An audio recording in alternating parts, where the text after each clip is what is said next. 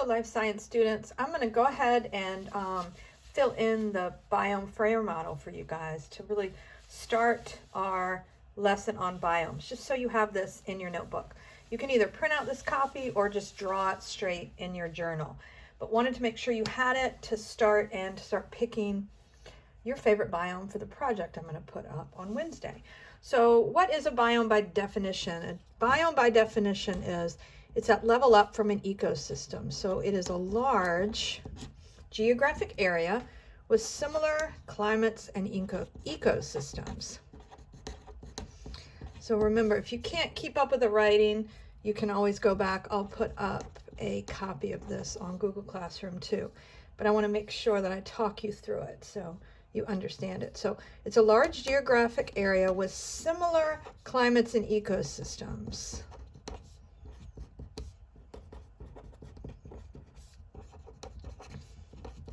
So that is a textbook definition. So you know, over here in the characteristics is where I like to really focus on the details. So typically biomes are large. It's a large area, and you'll see maps of where they are all over the world in different places, but we're talking maybe like the entire middle of the United States is part of the plains. But it's a large area, and always in a biome they're going to be similar plants and animals, similar flora and fauna. And that's what I'm going to want you to research with your project this week. So remember, flora is a fancy word for plants, and fauna is the fancy word for animals. So what's important to understand is that it's similar climates. So the difference between climate and weather is really important. Climate is the weather patterns over a long period of time. So we're talking about yearly averages of things. So in a biome, you have the same overall weather patterns. So each biome will have their own average, and AVG is average. Your average temperature, that's over a year. Your average amount of rainfall or precipitation, etc. You also have different elevations, etc. And organisms that live in each biome are specifically adapted to live there. And like I said earlier, that's going to be the focus of your project, independent research project this week. So the organisms, which include plant and animals, and fungi and bacteria, but the organisms that live in each particular biome have specific, I'm going to have to go down, I didn't write small enough, adaptations to live and thrive there. So remember what an adaptation is. It's typically something physical, but it can be behavioral too, that allows an organism to survive and thrive in its environment. So what I'm going to put here are the 7 major biomes that we're going to be learning about, and they're going to be the land biomes. So there's definitely different aquatic biomes. There's also smaller biomes, but the 7 main ones we're going to be learning about are the tundra.